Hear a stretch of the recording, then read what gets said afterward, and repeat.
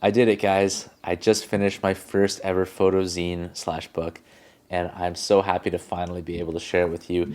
It's called One Happy Island. My name is Benson Carter. It's available on Amazon, and I wanted to make this video to talk about how I made a photo book on a tight budget, what went into it, what some of the challenges were. So let's throw this on the table and check it out. Here's the cover of the book, and I'll tell you a little bit about what this actually is in a sec, but I should give some backstory on the project overall. Last year was my first time leaving North America. I went on a 2-week trip with my family to Aruba, which is a tropical island in the Caribbean, which of course has a very different climate and culture than what I'm used to here in Canada. And this trip happened right around the same time that I started to get into photography, using older digital cameras to try and get a more filmic or vintage, nostalgic look to the photos that I was making. So I only brought 2 cameras on this trip. The one I ended up using the most was actually this tiny Lumix LX3, which I've just posted a review of. And the other camera I no longer have. It was a Fujifilm X-T2. And while I planned to take most of the photos on the trip using the X-T2, I actually ended up taking most of them using this Lumix because it was so compact, it was always on me, and it was so fun. A lot of the photos were actually taken out of the passenger window of a rental car as we were driving around. I'm actually really lucky that I ended up taking most of the pictures with this camera because a lot of the photos ended up being unusable from the X-T2 due to a technical issue with the sensor. I'll tell you more about the cover picture when we get to it because it's in the book. But I'll just flip through some of the pages and show you. There's a certain genre of photography that I really love. One of the first photo books that I ever discovered that really influenced me was Uncommon Places by Stephen Shore. And I bring that up because this photo right here, while being one of the least remarkable photos in the book, it's just me laying on the bed of our Airbnb, it actually ended up connecting this book to Stephen Shore's Uncommon Places in a completely accidental way. I'll show you the picture from Uncommon Places now and mention that this was a complete coincidence. But just having the curtains on the left and the television, one thing I do like about this image is that it's a bit of a timestamp to when this trip happened, because if you look closely, there's actually an N95 on the shelf here, and this was well into the pandemic. I wasn't traveling at the height of the pandemic. Obviously, cacti are not something I see very much of where I live, and I absolutely loved the lighting on these. One thought that I had when arranging this book is how each photograph would inform the next. So the reason I put these cacti here is so that on the next page, when you look at this image, it's a little bit more obvious that these shadows are cast by a wall of cacti. This was one of my favorite images in the book just because of the colors of this house and the sky. You might notice a lot of the pictures in this book are uninhabited. And I think it gives it a really uncanny feeling. This house has 1, 2, 3, 4, 5, 6 of the same exact statue. And the sky is completely unedited, yet it looks like it's from a screensaver or something. This page is another example of me trying to find connections between different photos. For example, how the horizontal red and white stripes kind of mirror this one-way sign on this fence. And I think this is actually just a wooden skid that has been kind of turned into a makeshift fence. It kind of mirrors this. And if you look closely, this sign says, "Smile, you're on camera." And of course, there's a no parking sign there. So it all kind of ties in together. Even the roof here is the same material as the roof here. There were a lot of kind of accidental coincidences that I liked. Some of the photos are connected more by colors and some of them more by the angles of the lines. As you can see, a lot were taken out of the car window. This is another one that just feels kind of a little bit eerie to me. It's such a beautiful, idyllic sky. It looks like a Pixar movie. But this house has no visible doors or windows. And just the way it's peering over that bush really made it kind of a special picture for me. And there's a very minimalistic, entirely white house. So a lot of these pictures are kind of architectural. There's a view of the main mountain on the island. It's a very small island. It was a really neat trip, and I'm really glad that I got to go on it. This was a landmark that we would drive by multiple times a day. It's a sign for the dentist's office on the island. The reason I paired these two together was partially because of the way that the light rolled around the metallic tooth, similar to the hood of a car, and just the shape of the headlights kind of mirrored some of the shapes in the image. Here's a grocery store and a liquor store.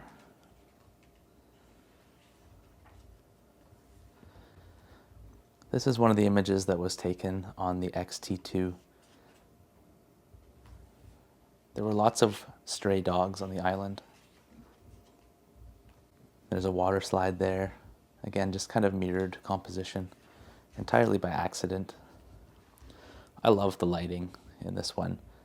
To me, that's a very film-ish photo.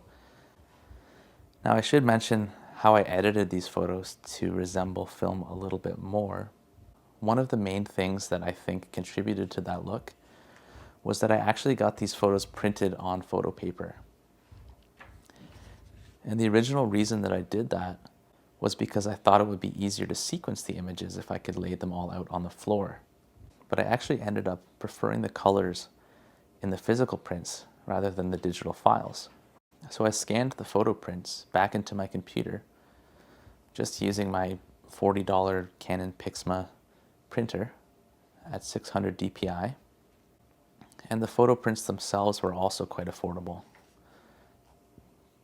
They're only, I think, 22 cents Canadian, so about 15 cents US.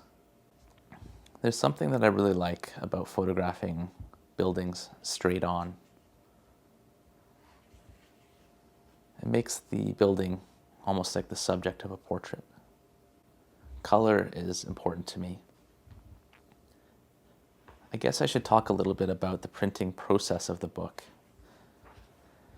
I chose to use Amazon KDP to print as a bit of an experiment because I hadn't seen anybody else doing this and making videos about it, at least. The reason why I went with Amazon KDP is almost entirely because they offer print on demand. So books only get printed when somebody orders them, which means there is no wasted material. And that's a lesson that I learned a long time ago when I used to print CDs and try to sell them to no avail. I would end up with boxes full of merchandise that I could never get rid of. So while I fully appreciate anybody who doesn't want to order from a big billion-dollar corporation or have their books printed by said corporation, the one advantage is that there are no upfront costs for you, and books only get made when people want to buy them. The upside to that is that it doesn't have to be shipped as far, and it can be shipped quicker and more sustainably, I hope.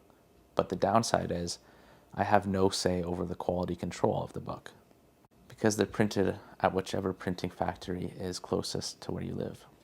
Here's another one where the composition is kind of mirrored in a less obvious way. You have an animal, two small poles, and a thick pole. There's a bird here, two thin vertical lines and a thick one. And I kind of liked how these were complementary with orange and blue and then green and brown, kind of opposing that with the diagonal movement. I spent a long time thinking about how to pair these images together. And there were some fun little coincidences that popped up as I was doing it.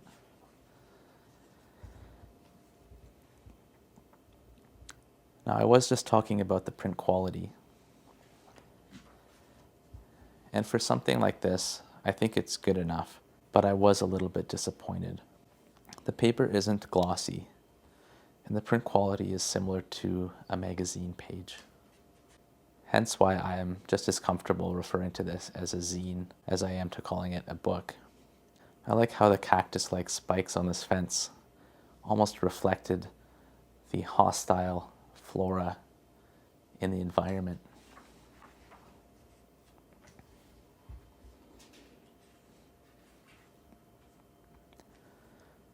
One huge advantage to shooting digital over film is that you can take as many images as you want and they don't cost you anything. So this approach was almost like a hybrid between film and digital, where I selected and curated the collection of digital photos and then got them printed onto a physical medium and then scanned those back so they had that analog quality. Now this is the cover of the book, and it's a little bit confusing what you're looking at, but this is actually the back window of a tourist bus. It's a school bus that was painted. It says Barracuda, and looking through the window, the focus assist lamp on my camera went off, creating this red orb. Reflected in the window, you have this Jeep and parking lot, and you can see the walkway lane going up the aisle between the seats in the school bus here, and the back of some of the seats painted like this word winning here. So I loved the colors and depth and kind of ambiguity of what you're looking at, and that's why I made that the cover photo, which also spans the back of the book as well.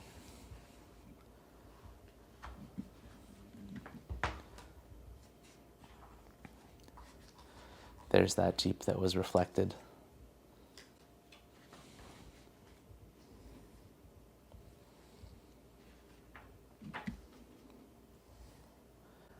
The connection between these photos is that this blue sign says, "Ice cold beer, turn right," and then the right page has all these empty bottles. Maybe it's a little bit too literal, but I liked it. Of course, it is a little cliched to take pictures of older vehicles when going for that film type aesthetic, but I just love that look and that era. So I have no shame taking pictures like this.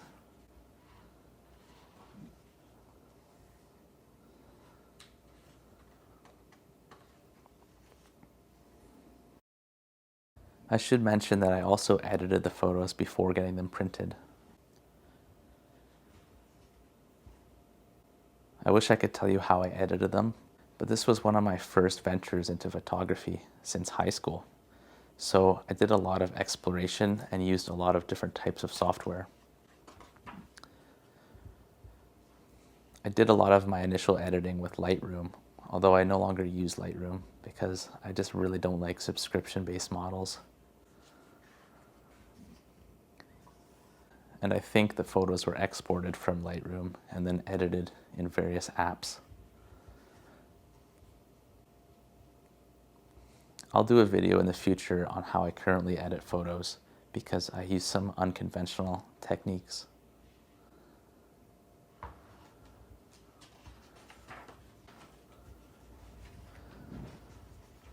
I like how this person used a bathtub as the sign for their business.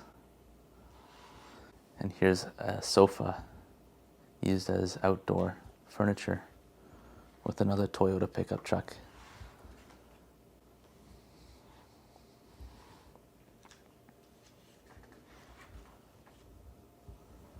I really love the way the shadows make these shapes, implying the depth of each balcony. And I love the colors that the CCD sensor and the LX3 allows. Having good colors straight out of camera makes a huge difference when editing photos.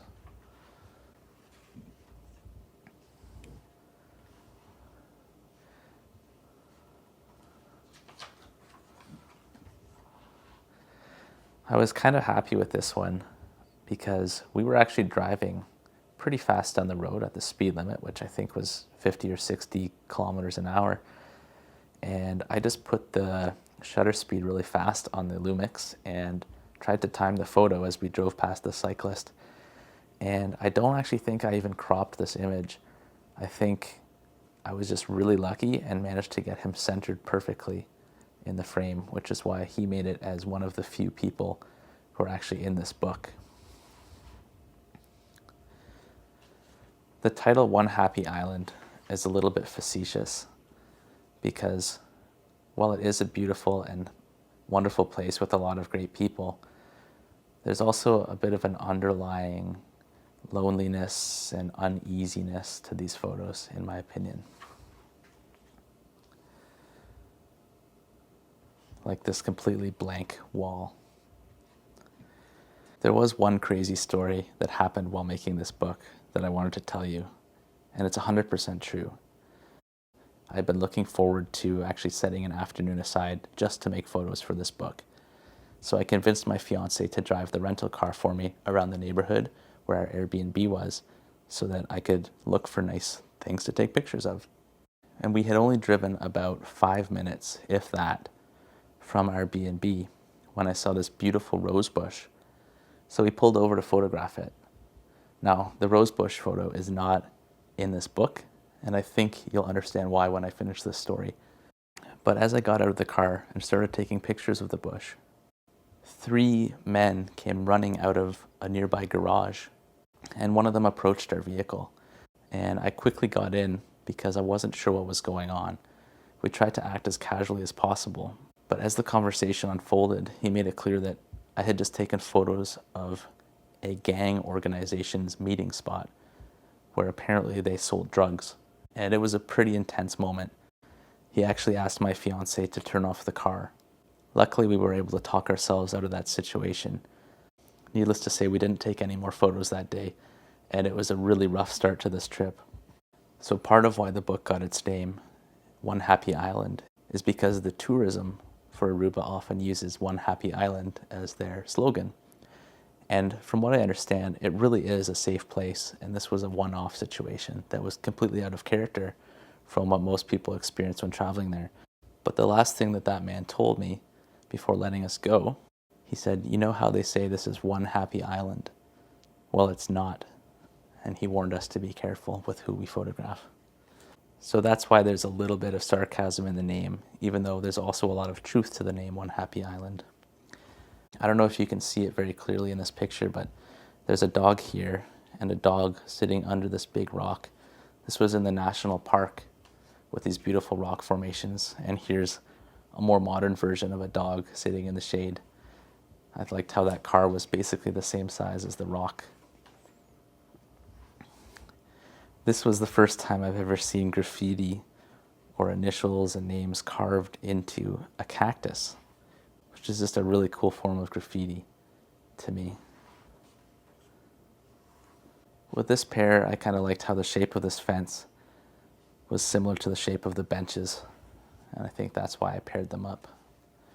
This dog also has its mouth open and a really bright pink tongue. I don't know if you can see it there. Lots of blue.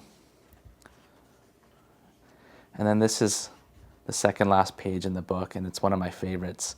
Again, a complete coincidence that the composition was mirrored like this, but I was really happy when I got this shot of this mom and the baby's lit up so beautifully by the sunset, just like this building is, and they're reaching out to each other.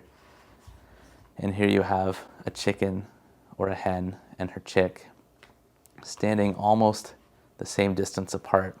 To further that, you have this sand here that is similar to the beach sand here, and these stripes on the parking lot are similar in angle to the stripe caused by this dock. So maybe I'm looking into things a little too much, but I couldn't really believe just how perfectly these two pictures complemented each other. Even the horizon is at a similar point. And then the book is finished off with one of my favorite images of this beautiful tree that looks kind of out of place, like it's just growing in the middle of a road, and the shadow that it casts on the wall.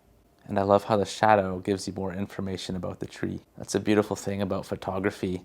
Sometimes you learn more about a thing from looking at its shadow than the thing itself.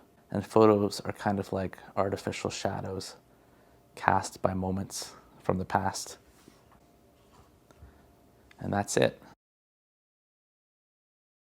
I hope that this video has left you with something positive, maybe some inspiration to pick up an older camera and start making some photos, or even looking at photos that you already have and putting them into a physical work such as this. If you do want to support me and purchase this, I really do appreciate it. I've tried to price it as affordably as possible.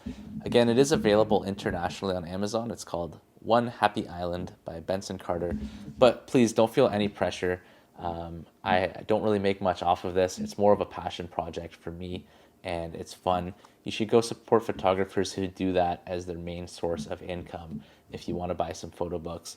But if you enjoy this, it is available, and again, it means a lot to me. Definitely, if you enjoy my content, feel free to hit subscribe. I'm going to be making more videos about art and photography and music and all the things that I love. And you can check out my work on my website, Bensen.Creates.com. Thank you so much for watching, and I hope you have a fantastic day.